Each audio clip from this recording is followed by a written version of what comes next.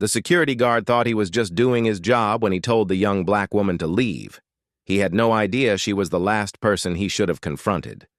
The morning unfolded like any other. The glass doors of the Thompson and Wells building glided open with a whisper, welcoming a steady stream of professionals into its sleek marble lobby. The rhythm of polished shoes against tile echoed beneath the quiet hum of recessed lighting. Phones buzzed, laptops clicked open. The scent of fresh coffee lingered in the air. No one paid much attention when the young woman walked in. She moved with purpose, shoulders squared, posture straight, a calm confidence in every step. Her navy suit was perfectly tailored, crisp against her smooth brown skin. A leather portfolio rested neatly under one arm, her free hand adjusting a slim watch at her wrist. Her name was Maya. And this wasn't her first time in the building, but it was the first time he saw her. Behind the security desk, a middle-aged man in a stiff uniform sat with a clipboard and a bored expression. His eyes flicked up as she approached, then lingered. There was a shift, subtle but sharp, like a needle pricking the fabric of routine. His gaze narrowed. His spine stiffened. He stood as she neared, lips pressing into a thin, unreadable line. "Can I help you?" he asked, the words clipped and cold. Maya smiled politely, reaching for the check-in kiosk. "Just here for a 9 o'clock on the 35th floor." But he stepped in front of the screen before she could type. "That area's for employees only," he said firmly. "Visitors need an escort." She tilted her head slightly. "I'm aware, Who are you here to see?" he interrupted, already scanning the entry list on his clipboard as if looking for a name he wouldn't find. Maya paused, not out of hesitation, out of patience. "I'm not here to see anyone," she said calmly. "I work here." The guard raised an eyebrow. His hand hovered near the radio on his belt. "I'll need to verify that," he said, already doubting her. "Do you have an appointment?" There was a beat of silence. Maya looked past him, toward the elevators she knew well. The badge clipped inside her portfolio felt heavier now. Around them, the lobby carried on, almost. But a few nearby glances lingered longer than usual. She gave a small nod, more to herself than to him. "I'll wait," she said softly. But something in her tone, the calm assurance, the quiet edge of disappointment, left the guard momentarily unsure. He watched her with suspicion, still convinced she didn't belong. What he didn't realize was that Maya Thompson belonged here more than most. And by the end of the day, the entire building would know exactly why. Maya hadn't flinched, not when the guard's words came sharper than necessary, not when his body subtly shifted, blocking the kiosk like a gatekeeper unsure of who deserved to pass. "I just need to check in," she said, her voice even, holding its warmth. But he didn't budge. "This area is restricted, employees only." There was no welcome in his tone, no space for possibility, just a quiet accusation folded into 6 simple words. Maya kept her expression neutral, though her grip on the portfolio in her arm tightened slightly. "I'm with the company," she said gently. "Maya Thompson." He squinted at her, not at the name, but at her face, as if studying it for cracks, as if trying to match her presence against some unspoken list of who did and didn't belong. "Never seen you before," he muttered. "I just transferred to this location," she replied, "from the Boston office." Still, he didn't move. "You got ID?" he asked. "A visitor badge? Something official?" Maya raised her eyebrows ever so slightly. "No visitor badge. I'm not a visitor." A few feet away, a woman holding a coffee cup slowed her pace. A man stepping out of the elevator glanced toward the desk, sensing something. But no one said a word. Their eyes lingered for a moment, then shifted quickly, drawn by the tension, but unsure what to do with it. "I'm going to need to call someone," the guard said, already reaching for the phone. "We've had people try to sneak in before." "Sneak in?" Maya repeated, the words landing like a question, but feeling more like a revelation. She didn't raise her voice. She didn't step back. She simply let the silence expand around them, until his words sat there, exposed. A receptionist seated nearby looked up, concern flickering in her eyes, but she said nothing. Maya slowly reached into her bag and pulled out her badge. She held it up, not to wave it, not to prove a point, but to remind him of what he'd missed. The guard glanced at it, then back at her, and still there was hesitation. She could feel it now, the moment shifting. Not just inconvenience, not just misunderstanding. Something deeper, something uglier. A quiet calculation about who should be questioned and who should be welcomed without a second glance. She said nothing more, because she'd already said enough. Let him call whoever he needed. Let the lobby watch. Let the moment hang in the air long enough for everyone around to feel it. He assumed she didn't belong. He assumed wrong. The air in the lobby had turned colder, sharper. The guard's voice, once low and firm, now rang out with an edge that demanded attention. "I don't care who you say you are," he barked. "You're not authorized. You need to leave." Maya didn't flinch. Not at the volume. Not at the words. Around her, the hum of the lobby slowed to a hush. Conversations faded. Footsteps faltered. A young man with earbuds half in paused by the wall. A woman clutching her key card near the turnstiles stopped mid-swipe. Even the receptionist at the desk stiffened, her fingers frozen above her keyboard. Maya stood still, her frame calm, her face unreadable. She didn't blink. She didn't argue. Not because she didn't have a response, but because she understood the weight of the moment. The spectacle being created out of nothing but assumption. The growing audience, some curious, others uncomfortable, watching a scene they all knew wasn't about credentials. It was about something else entirely. She took a slow breath, the kind that settles everything inside before it rises again. Then she glanced around, not in shame, not in anger, but in quiet acknowledgement of every pair of eyes now locked on her. And when she spoke, her voice didn't rise to match his. It didn't shake. It didn't falter. It simply cut through the silence like a thread of glass. "I'll leave," she said softly, meeting the guard's stare without blinking. "But I'd recommend you look up my last name first." Her words landed like a pin drop in a cathedral. The guard opened his mouth, but nothing came out. There was a flicker then, confusion behind his eyes, a stutter in his certainty. Maya turned without another word, her heels clicking with purpose as she walked toward the doors. The lobby watched her go, not because of what had happened, but because of how she carried it. Grace under fire, dignity in the face of dismissal. As the glass doors closed behind her, the guard finally looked down at the clipboard in his hand. Something gnawed at him. A name he hadn't bothered to ask for. A face he'd judged before she had a chance to speak. And somewhere in that long pause, reality began to dawn. He had no idea who she really was, but he was about to find out. Maya didn't storm out. She didn't slam the door or raise her voice. She simply stepped into the sunlight, her phone in hand, her expression unreadable. Not angry, just deeply, quietly disappointed. The kind of disappointment that settles into your bones. The kind that doesn't yell. It echoes. Inside, the glass doors whispered shut behind her, but the ripples she left behind didn't stop there. By the elevators, a junior associate leaned over to a colleague. "Did you see that?" she whispered, barely moving her lips. The other nodded, eyes wide. "Was that—" On the 12th floor, a break room conversation paused mid-sentence when someone walked in asking, "What happened downstairs just now?" The story was already changing shape, passed hand to hand like hot coal, everyone trying to hold it, no one wanting to be burned by it. Near the third-floor marketing suite, An intern sat frozen in front of his computer. He had pulled up the company's leadership page out of instinct, his fingers flying across the keyboard the moment he heard the name.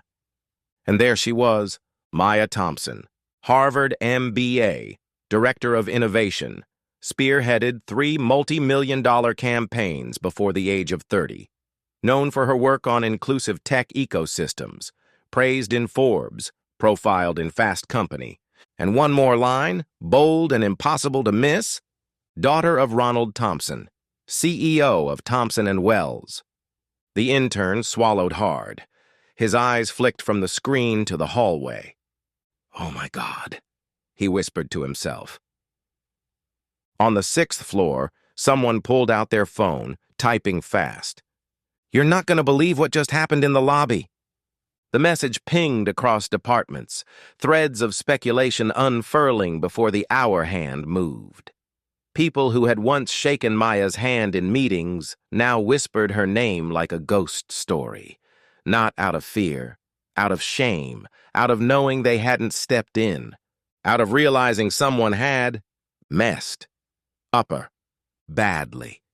The receptionist stayed at her desk, quiet now, her gaze fixed on the front doors. Her fingers hovered over the keyboard, but she wasn't typing. She was thinking, replaying it, the guard's voice, Maya's calmness. That last line, "I'd recommend you look up my last name first." On the executive floor, an assistant knocked gently on a closed office door. Inside, the CEO was reviewing quarterly reports. Calm, focused, until he heard her voice. "Ron, there's something you need to know." And just like that, the silence at the top floor was broken. The building had returned to motion, but nothing about it felt normal now, because everyone knew something they hadn't known before. Maya Thompson hadn't just walked through the lobby, she'd walked through a mirror and made it crack. The knock on the door was softer than usual, almost hesitant. Ronald Thompson didn't look up right away. He was reviewing market forecasts, half a page away from approving a new expansion strategy. His pen hovered mid-signature when the door creaked open. His assistant stepped in, usually poised, usually unreadable, but today her face was pale, her voice thinner than normal. "Sir," she began, then faltered. "There was an incident. Downstairs." He set his pen down. Slowly. She cleared her throat. It involved Maya. That was all it took. The silence that followed wasn't empty. It was heavy, dense, like the stillness before a thunderstorm. He didn't ask what happened. He didn't ask who was involved, because he already knew what mattered. He stood, straightened his cuffs, reached for the phone on his desk with a hand steady as stone. Then he walked out without another word. Outside his office, the air changed.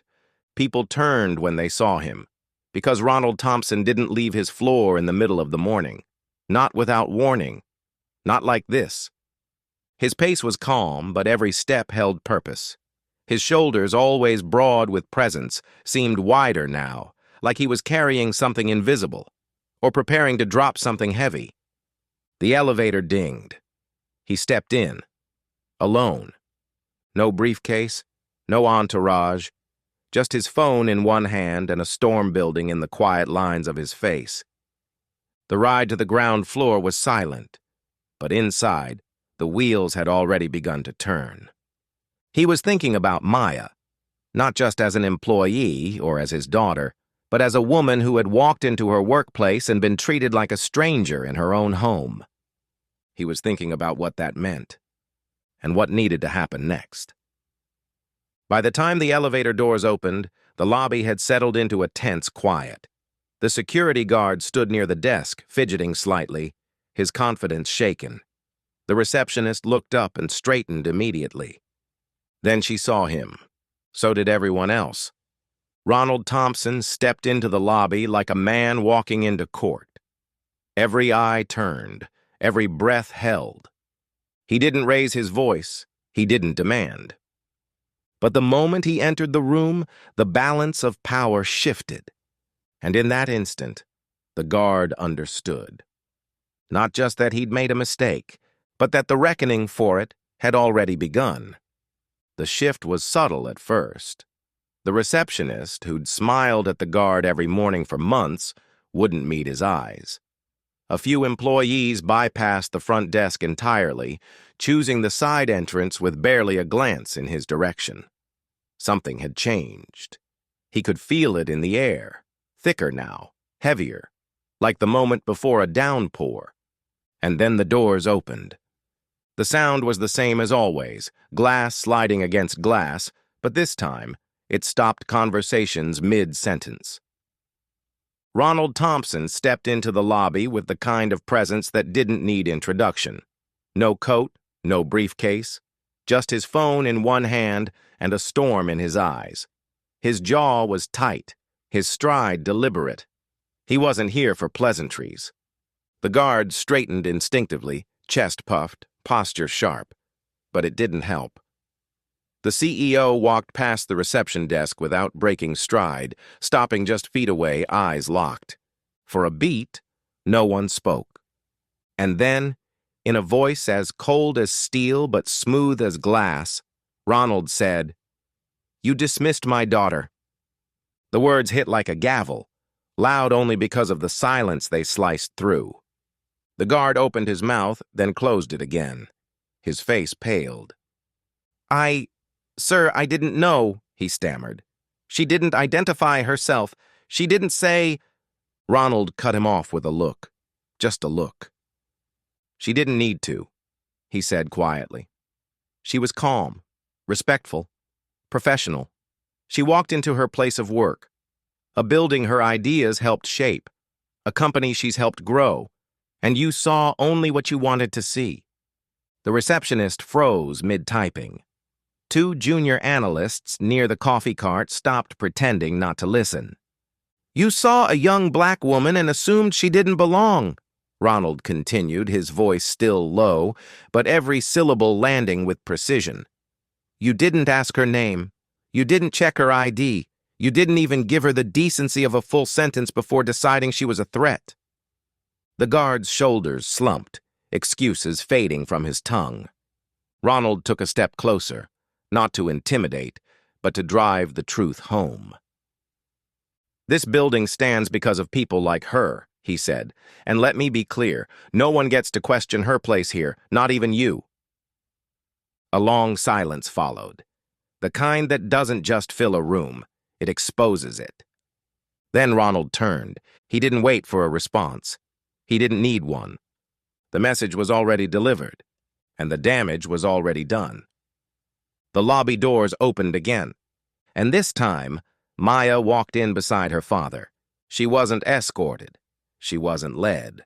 She walked, shoulder to shoulder with the CEO of Thompson and Wells, with the same quiet grace she'd carried earlier, only now the weight of the moment followed her like a shadow. Every head turned. Ronald didn't say a word. He didn't make an announcement. He didn't need to. His presence and hers said everything. He stopped just inside the lobby, turned to Maya, and gave a subtle nod. This wasn't his moment. It was hers. Maya stepped forward, her heels clicking softly against the floor, her portfolio still tucked under one arm, her gaze calm, unwavering. She didn't raise her voice. She didn't need to. "I want to say something," she began, and the room stilled. The security guard stood to the side, eyes fixed on the ground. "I've worked in places like this my entire adult life," Maya continued. "I've walked through countless doors, sat in boardrooms, led strategy sessions with clients from all over the world. I've been praised for my intelligence, my leadership, my work ethic." She paused, not for effect, but for breath. "And still," she said, her tone sharpening, "what some people see first isn't any of that." Her eyes swept the room. "What they see is my skin, my age, my hair, my walk. They see something that doesn't quite fit their picture of belonging." No one moved. "I wasn't angry this morning," she said, "but I was disappointed. Because what happened here wasn't just about me. It happens every day. To people without a CEO for a father. To people who don't get the chance to explain, to prove, to correct. Her voice softened, but her words didn't. Bias doesn't always wear a uniform. Sometimes it speaks softly. Sometimes it comes with a smile. But it's always dangerous, because it blinds us. It stops us from seeing the truth in front of us. The receptionist wiped the corner of her eye. A young man near the elevators crossed his arms tightly, his jaw clenched. "I don't need an apology," Maya said, now looking directly at the guard. "But I do hope you think about what you did, and why." She stepped back, not in retreat, but in purpose. The room exhaled. Ronald placed a hand on his daughter's back, pride written plainly across his face. And in that silence, something shifted. Not because Maya demanded it, but because she revealed it. The lobby wasn't the same after that. It still looked the same. Gleaming floors, glass walls, the soft ping of elevators opening and closing. But something in the air had shifted. The space that once buzzed with routine now carried something quieter, heavier. Reflection. The fallout didn't take long. HR moved quickly. An internal email went out within hours. Language like review, assessment, and organizational introspection filled inboxes.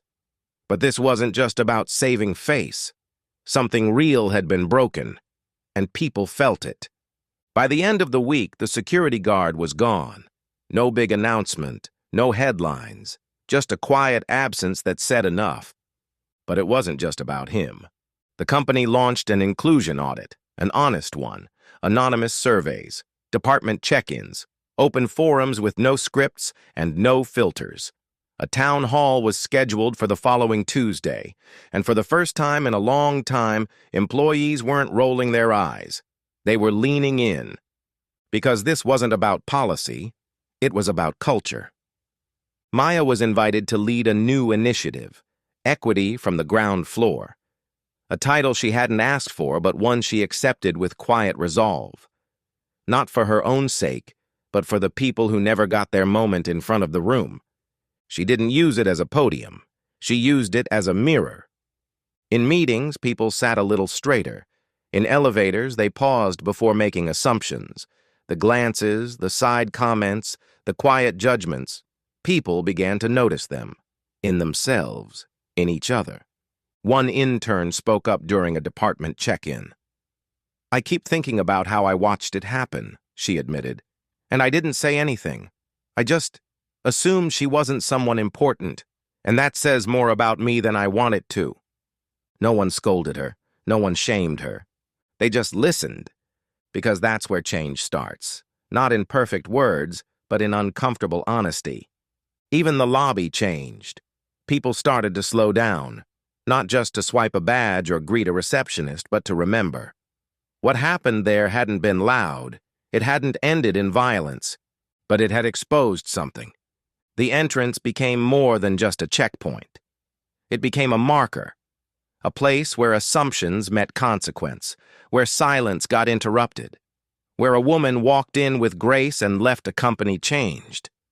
And every time Maya walked through that space again, head high, steps calm, eyes forward, people remembered. Not because she made them feel guilty, but because she made them feel aware. The auditorium lights dimmed, casting a warm glow across the crowd. Rows of employees, executives, interns, analysts sat shoulder to shoulder, eyes trained on the stage. The usual quarterly address felt different this time. There was a tension in the room, not of nerves, but of anticipation. Ronald Thompson stood at the podium, his tie perfectly knotted, his expression composed. But there was a softness behind his eyes that hadn't always been there, a father's pride worn just beneath the CEO's armor. "Before we begin," he said, voice steady, "I want to take a moment to acknowledge not a product, not a profit margin, but a person." A beat of silence. Then he turned, and Maya stepped onto the stage. She wore navy again, A quiet echo of the day everything changed. Her steps were calm, her chin held high, her presence unmistakable. The crowd straightened in their seats. This company, Ronald continued, has always been built on vision, innovation. But vision means nothing if we don't see the people right in front of us. He paused, letting that land. Which is why, effective immediately, Maya Thompson will serve as our new Chief Culture Officer. The applause started small, then swelled. Not the polite kind, the kind that comes with respect, with understanding, with the realization that this wasn't just a title, it was a turning point. Maya nodded in quiet gratitude, not basking in the moment, but honoring it. Because she knew this wasn't about a promotion. It was about purpose. The guard who had dismissed her was no longer with the company. His absence wasn't celebrated. It wasn't paraded. It was simply acknowledged for what it was, the result of a failure that revealed a truth. His mistake had been ugly, public, painful. But it had also opened a door that had stayed shut for far too long. Since that day, conversations had shifted. Workshops weren't just checkboxes. They were conversations that lingered. Hiring practices changed. New employee orientation included not just training manuals, but stories. Real ones, hard ones. Maya didn't lead with guilt. She led with clarity.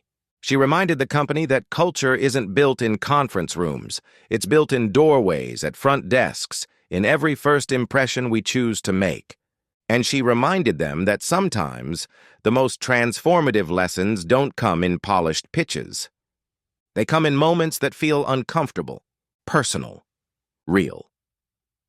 As the applause faded and the meeting moved on, something settled across the room. A new standard. A quiet challenge. Maya hadn't just stepped into a new role. She had stepped into a legacy. And the company would never be the same.